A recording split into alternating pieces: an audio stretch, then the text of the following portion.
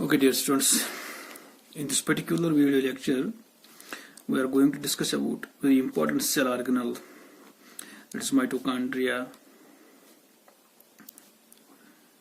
Okay, you must know that mitochondria is a double membrane organelle. Double membrane organelle. Double membrane organelle means which is covered, which is surrounded by two membranes, outer membrane and inner membrane. Next important point is this mitochondria inside the cell, it is site of aerobic respiration. It is site of aerobic respiration. That means it is the organelle inside eukaryotic cell where aerobic respiration occurs, and it is the site of ATP synthesis also. It is the organelle where ATP is synthesized. And you know, this ATP is the energy currency for the cell. ATP is used as energy by the cell. That is the reason this mitochondria is called as powerhouse of the cell. It's called powerhouse of the cell. Why it's called powerhouse? Because it is the site where ATP is formed, and ATP, you know, is the energy currency for the cell. That is why this mitochondria is called a powerhouse of the cell. Okay, it is general introduction. What is mitochondria is actually double membrane organelle. Remember this point, double membrane organelle present in our cells. So first of all, we will discuss its discovery, little bit of information, something about its history. We'll discuss some important points. As far as its discovery is concerned, it was a scientist called Kolliker. Scientist name was Kolliker, who discovered this organelle mitochondria in flight muscles of insects. In flight muscles of insects. Then there was another scientist also, you must remember that name, that is Mewes, M-E-V-S, Mewes. Okay, he discovered mitochondria in plant cells for the first time. Okay, after discovery, you must know its occurrence, where it is found. Usually this organelle mitochondria is present in all eukaryotic cells. It is present in all eukaryotic cells. Okay, but there are few exceptions. There is exception, must remember that, except mammalian RBC. That is, in our RBC mitochondria is absent. Okay, and it is also absent, another exception, that is anaerobic cells, the cells in which respiration is anaerobic, but they do not use oxygen. In these cells usually mitochondria is absent. Anaerobic cells, mammalian RBC, these are the exceptions. And you must know that prokaryotic cells also lack mitochondria. It is also absent in prokaryotic cells. Otherwise, in other cells, eukaryotic cells, it is present. Okay. And after occurrence, you must know that mitochondria has been given different names by different scientists. It has so many names, we can call it by any name. The most famous name is mitochondria, no doubt about that. But mitochondria also has other names, like it is called as sarcosome. Mitochondria is also called as sarcosome by Kolliker. Kolliker called it sarcosome. Okay, it is also called as philia by Fleming. Okay, and mitochondria is also called as bioblast. It is also called as bioblast by Altman. There was one more scientist there. The name of the scientist was Hugh Bloom. He called mitochondria as site of cellular respiration. He called mitochondria as site of cellular respiration. The name of scientist was Hugh Bloom. Remember this point. Okay. After that, mitochondria also has few other names, like it is called as ATP mill of the cell. Okay, Mitochondria is also called as parabasal body. Remember this name. Mitochondria is called as parabasal body. Mitochondria is also called as chondriosome. In fact, chondriosome is a term which is used sometimes. This can be asked in your exam. This term chondriosome. It is actually all the mitochondria.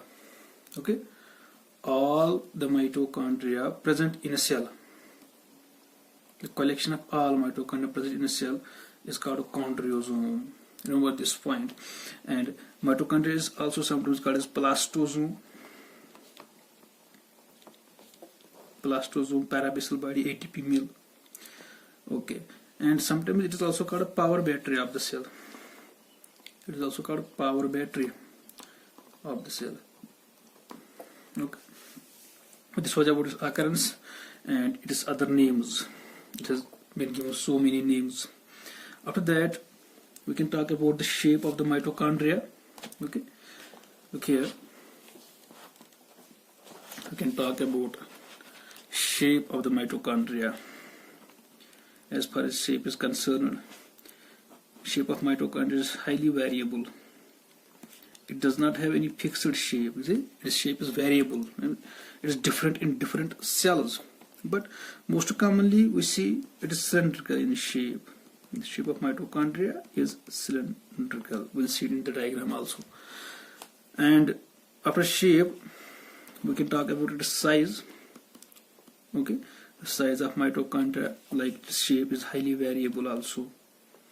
The size is highly variable. Highly variable means it is different in different cells. In some cells mitochondria are very small, and in some cells they can be very large. Okay, but we can talk about average length of the mitochondria.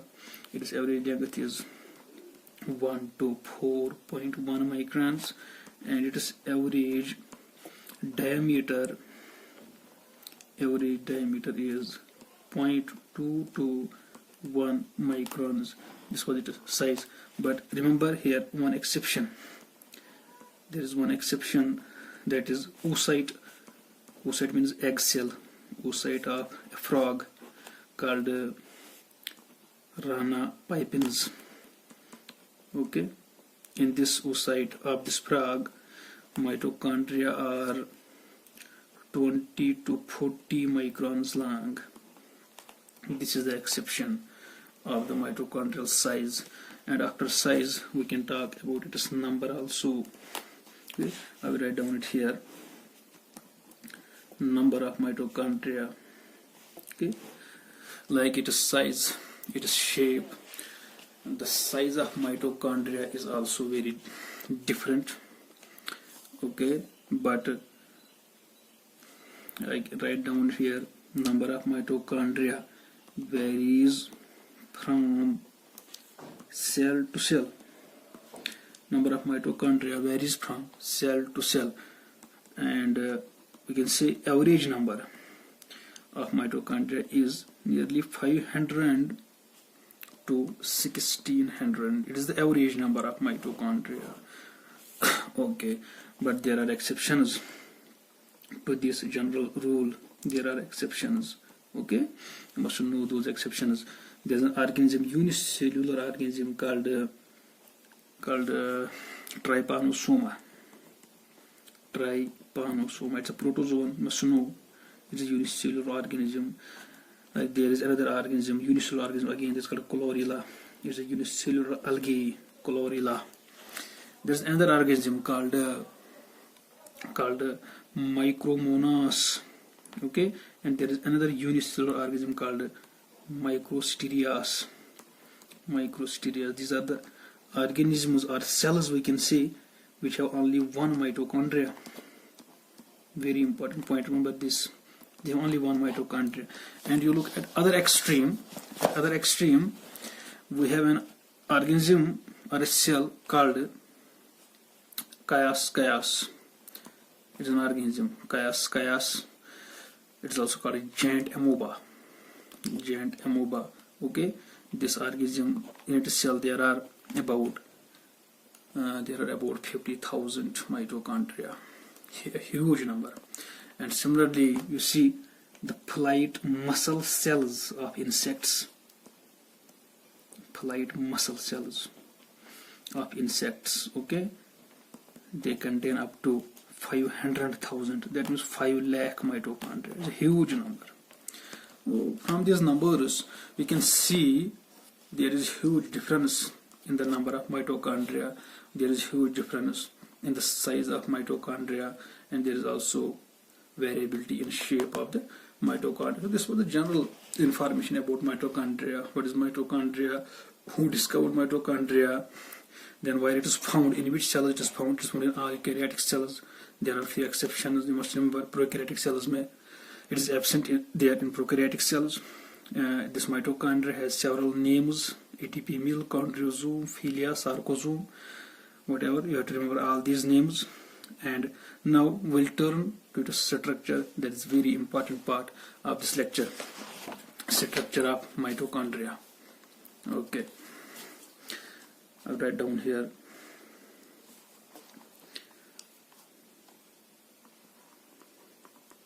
Structure of mitochondria. Very interesting lecture. You see, I'll first of all draw the diagram.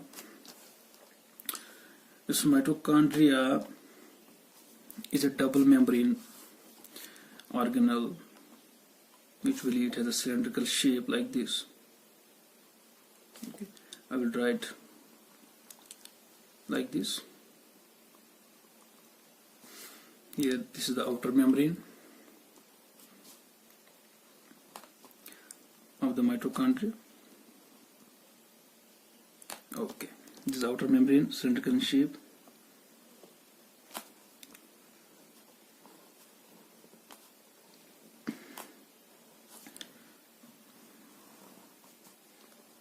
This is the outer membrane. Now I will try to draw with a different type of pen. This inner membrane. Okay. This is the inner membrane of the mitochondria, like this.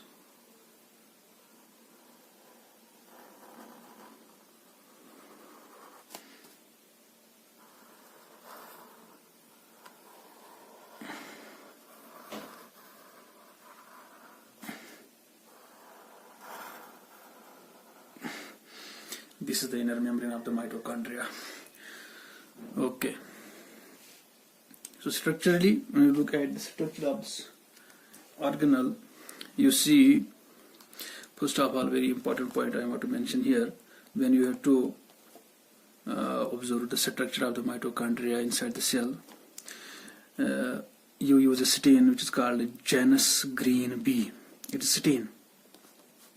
Genext green B, that is used to stain this mitochondria. It gives color to the mitochondria, and we can see it under microscope with the help of this stain. Remember the name, Genext green B. Okay. Structurally, when we look under electron microscope, this mitochondria has 4 parts or 4 components like this. This component is black color. This is the outer membrane. This component is called outer membrane. I am writing here. This is outer membrane. Okay, this component number 1, outer membrane, first part of the mitochondria. This outer membrane, as you look in the diagram, it is a smooth membrane. There are no ups and downs in this membrane. It's a very smooth membrane. Okay, I will write down here, it is smooth membrane. Okay, and next important point is this outer membrane is also a permeable membrane. It is highly permeable. Permeable means the substance easily cross this membrane from outside to inside, and from inside to outside substance easily cross. That's why it's called permeable membrane. But there is a reason for this. Why this membrane is permeable? The reason is this outer membrane contains proteins which are called as porins. Okay, I am running here. I will make it clear here for you people. What are these porins actually? These porins are membrane proteins. These are membrane proteins present in the outer mitochondrial membrane. Okay, and these proteins have a channel.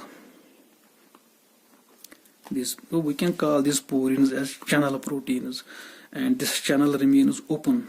That is why the substance can cross this membrane through these channels, and these channels make the outer membrane permeable membrane.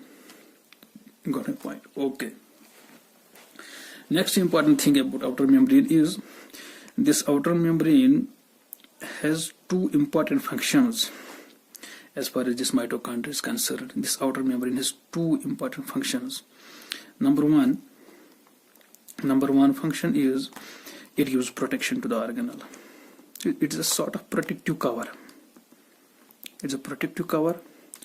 And number second is this outer membrane contain enzymes. The number is very less, only few enzymes, and these enzymes perform two major functions. Some of the enzymes help in oxidation of epinephrine. Epinephrine is a chemical messenger that is oxidized by the outer mitochondrial membrane enzyme. And number second, these enzymes also help in degradation, or we can say breakdown of tryptophan. Tryptophan is an amino acid. These are the functions of outer membrane. It degrades tryptophan, it oxidizes epinephrine, and it acts as a protective cover. It gives protection to the mitochondria. It's a permeable membrane due to these porins. Okay, and another important thing you must remember about this outer membrane, it has an enzyme called monoamine oxidase. Monoamine oxidase. This enzyme is we call it marker enzyme of outer membrane. Marker enzyme of outer membrane. Okay. Now next component of the mitochondria. This was about first component of outer membrane. The second part of this organelle is this space, which is present between this outer membrane and inner membrane. Okay, this space is called as outer chamber. This space is called as outer chamber. It is the second component of mitochondria, outer chamber. Okay, this outer chamber contains fluid, a watery fluid in which enzymes are present. So these enzymes of the outer chamber, they play a role in apoptosis. Remember this point. Apoptosis means programmed cell death. Some enzymes are present here in outer chamber. That is, mitochondria has a role in apoptosis. Okay. There is an enzyme called adenylate kinase. There is an enzyme called adenylate kinase. Okay, this enzyme is called marker enzyme of the outer chamber. It's a marker enzyme of outer chamber. Okay, monoamine oxidase was the marker enzyme of outer membrane, but adenylate kinase is the marker enzyme of outer chamber. Remember one point, this outer chamber is also important during ATP synthesis. During ATP synthesis, H+2 ions, they move from this inner area into the outer chamber like this, in this direction, and this movement is very important. This movement of protons H+2 is very important for ATP synthesis. Okay, that is, outer chamber plays role in ATP synthesis.